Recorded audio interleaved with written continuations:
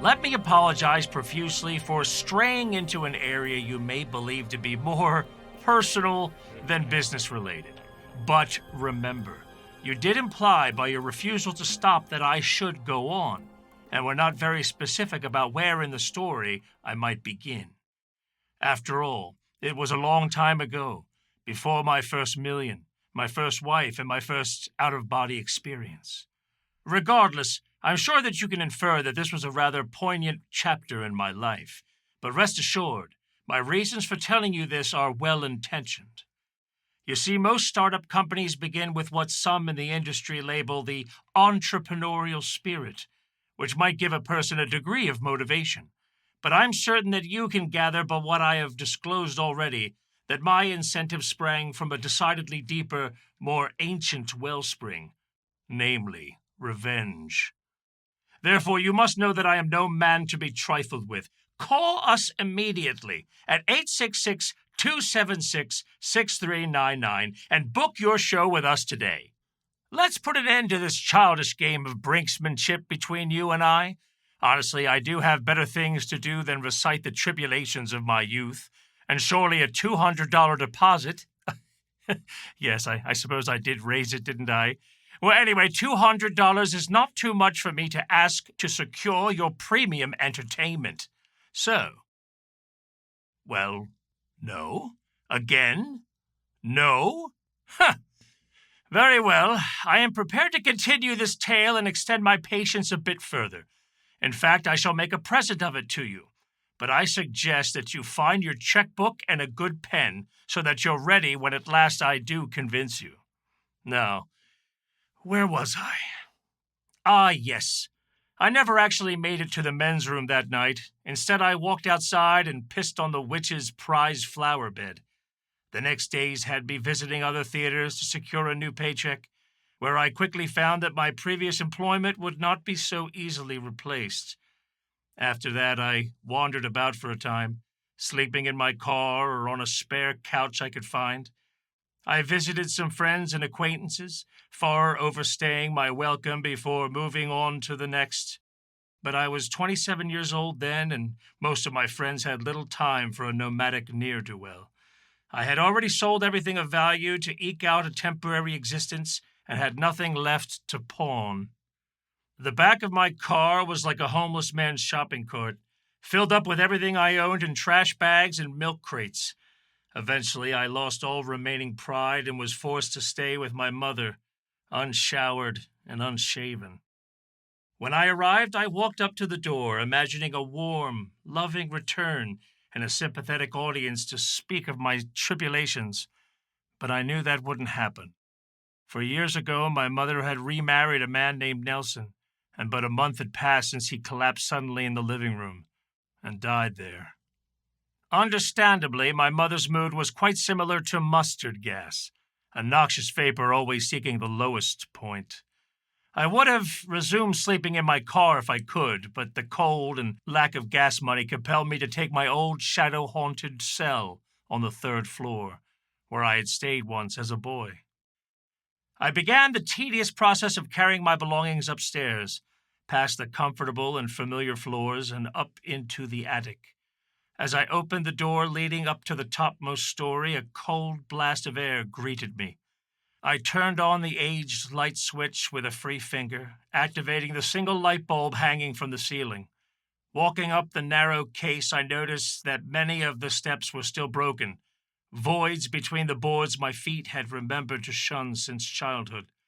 The weight of the heavy box I carried began to tire my arms, and my shoes repeatedly snagged the steps as I climbed, catching on countless staples in the wood from a long-gone carpet. Once up the last flight, I dropped my bag at the threshold and looked around. The attic was comprised of 3 rooms, the walls painted a dull gray with occasional holes and child's graffiti throughout. The main room was dark, with a single low-watt bulb to see by. On the other side of the room, barely visible, sat a table covered with books, papers, and shadows. Clearly no attention had been paid there for some time. Even the air tasted stale and uncirculated. I pulled open one of the windows to an icy gust and soon regretted it. Cold, poorly plastered, and seldom walked, the space had never felt the hot waters of the furnace below. The anemic flow of the pipes barely warmed the feet of the radiators in that lonely tower. Fatigued, I wandered over and slouched into an old brown chair. My mind was a suspension of churning, clashing thoughts in my skull. I thought to sit down would surely settle me. But as the weight shifted from my feet to my seat, I realized I'd been unkindly deceived. Rather than quelling, I began sinking further and further into the chair, its weak and broken springs giving little support. I slowly descended into the bulgy seat, a process taking several awkward moments until I had finally reached rock bottom. I wiped my runny nose on my sleeve and thought to myself, now this is a place to write a comedy. Benumbed and begrudgingly, I gathered myself and emptied my bags onto furniture consigned to the room since I was 12 or perhaps younger. I opened an old black box of mine, a makeup kit that I had used since my first shows. Reaching inside, I pulled out a photo or two and began to look at them, reminiscing over images of a life now over. It slowly occurred to me that the moment felt very familiar, as if the experience had happened before. And it was true. I walked over to the old table for a closer look and from its surface picked up a small painted figurine. I turned it over in my hands a few times and studied it as best as I could in the dim light. Its features were well worn, robed and its face bearded. The floppy brim of its enchanter's hat folded secretively over his right eye, and the painting was only half finished, allowing much of the pewter to show through. I remember you. Years early, another world had ended here, not in the realm of theater, but drama of a different sort. This chamber, now re-inhabited, had served other roles in the past. The drafty belfry, narrow and constrained with ceilings pretending to close in on me, was in my childhood an amphitheater for the hidden arts of my imagination. My brothers and I, united by boredom, had rejected the outside and rejoiced here. Pouring our young energies into games and living daydreams, we founded great cities, indeed entire fascinations.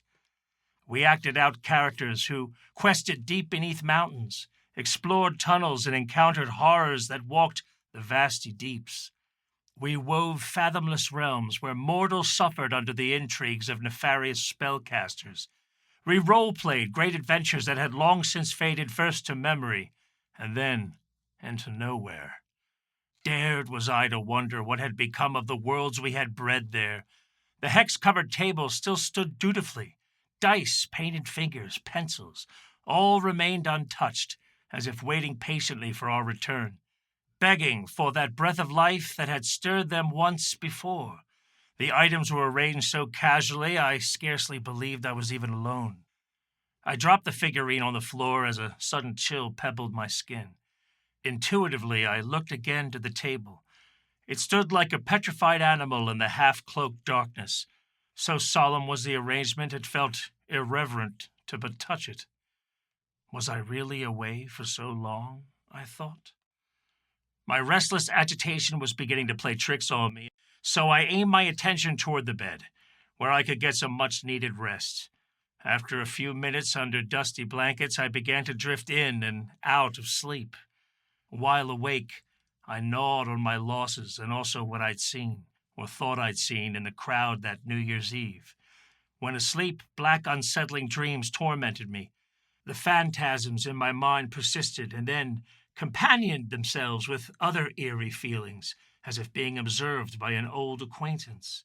These thought-bred, half-lucid moments became more alarming, as did the terrible cough taking root within my lungs.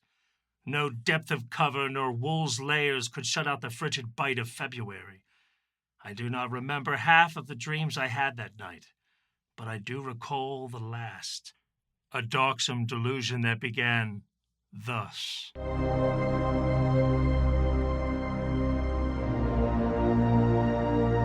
am standing in front of the attic door.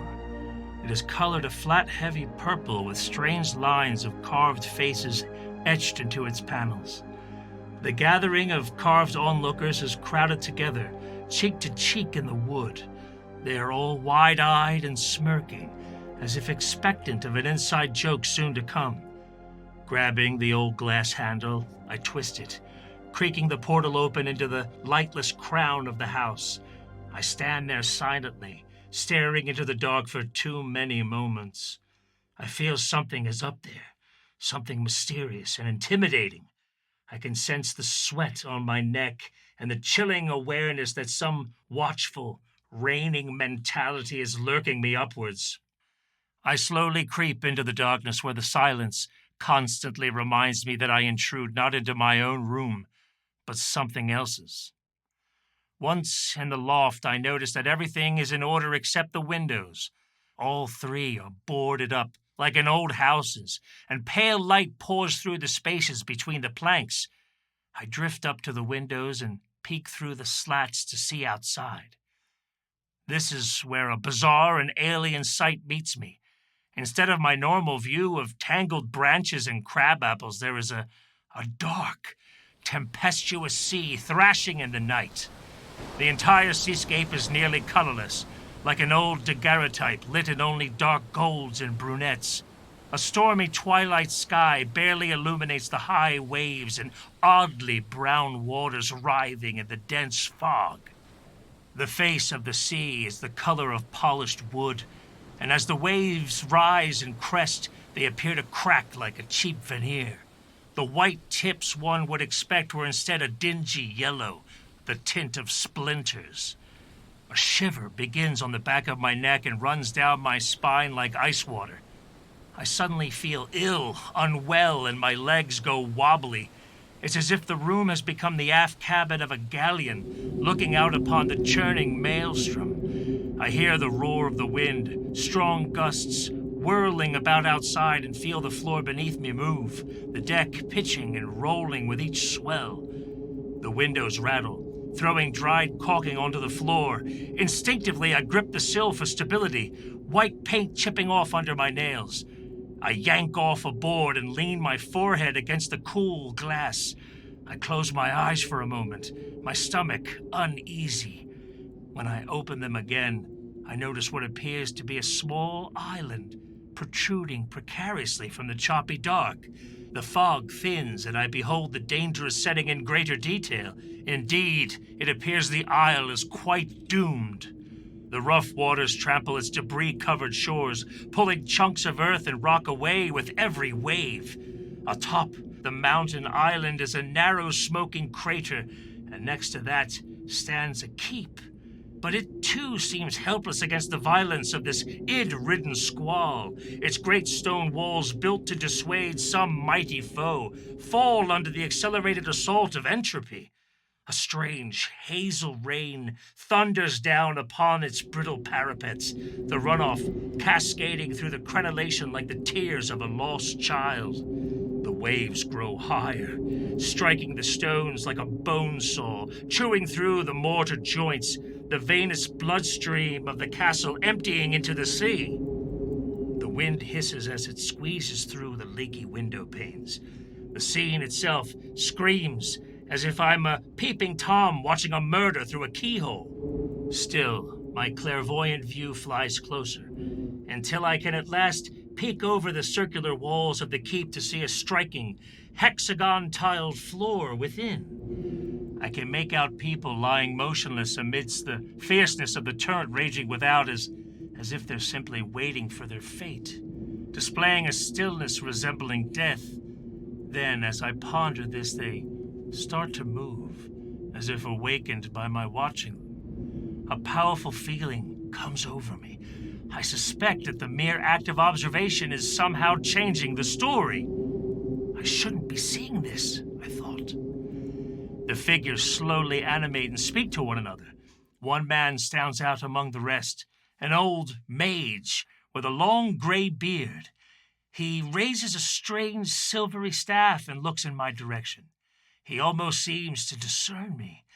I struggle to hear them when a break in the crashing waves allows me to make out the one word, Scrimlander. I concentrate harder, trying to pick up more of their speech when a new lull in the sounds brings into my ear another word. Ardiel. The old mage, meeting me eye to eye, cries out the word again from across the breakers. Ardiel.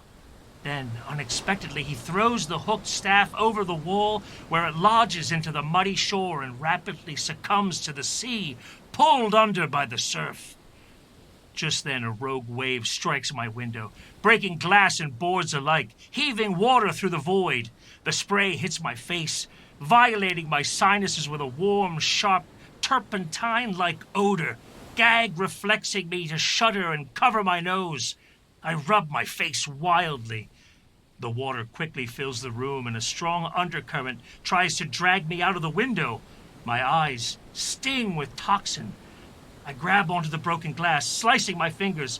Refusing to release, the shard breaks off, and I'm sucked out into the deep, my body bouncing in panic along the surface like a skipping stone, flailing and trying to stay afloat. Everything's lost. Everything's spinning. Help! I thrash about, trying to find my window, but instead of one, there are thousands. The sky is covered with broken portals, all identically the same and indistinguishable. Over and over again, I slip beneath the rust-colored surface, my eyelids collecting sediment underneath them, grinding over my eyeballs. Between my desperate attempts to breathe, the noxious swill floods through my mouth like sludge.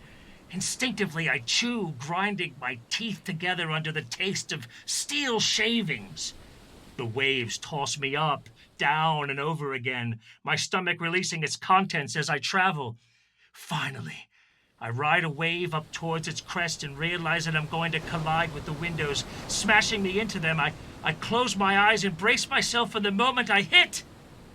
And hit I do, smashing into the glass and breaking it. I instinctively throw my arm through the broken pane like a lifesaver. I pull myself in, my frigid and drenched body thumping to the carpeted floor. Lying there, seawater surges in again through the opening, inundating the entire room. The deluge rushes in so fast I cannot stand. I struggle to get up when I am again hit with water. My throat fills with a corrosive taste, evaporating in my mouth as I scream. I scream!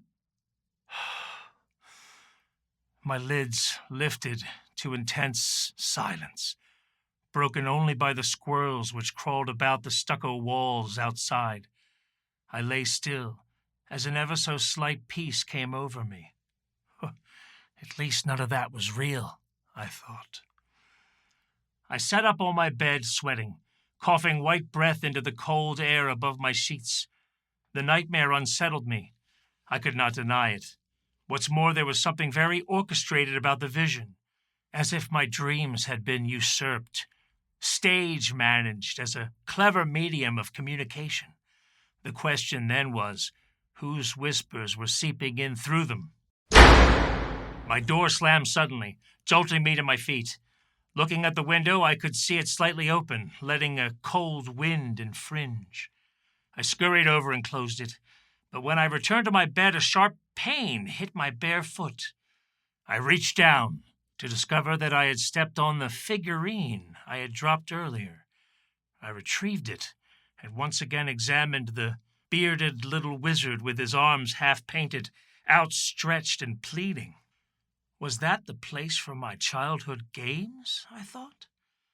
Whomever or whatever played curator over the relics in this attic wished me to understand something. Ardiel, the sage had said. A frightening idea gripped me. A presence lingering nearby was demanding my attention. Where had I heard that word before? Half panicked, I converged on the hex table, bent on that unfinished game, hallowed by years unmoving, and in my delirium, I disturbed it. Rustling among dusty sheets and brittle scraps covered with the scribblings of a child's mind, doodles of monsters astride maps of dungeon mazes, all drawn with excessive detail, waiting silently for some hero's torch. My pulse quickened as one particular drawing, a figure suspended as a puppet, 3 tines at its left hand, 3 spheres at its right. It fell into my hand. As I studied it, old sunken memories began to bubble up. Fragments and bygone thoughts percolated through the fissures of my brain, reminding me that this symbol once held meaning. Riddlesbrood, I whispered to myself. A dark intriguer who ruled within my fantasy realm had used the mark, a device much feared in that mind-woven world. Quietly, I reflected that as a boy I had crafted my own domain and ruled there. What value anything had the month before in that seaside town seemed, in this new circumstance, utterly worthless. Why did my dreams take me there?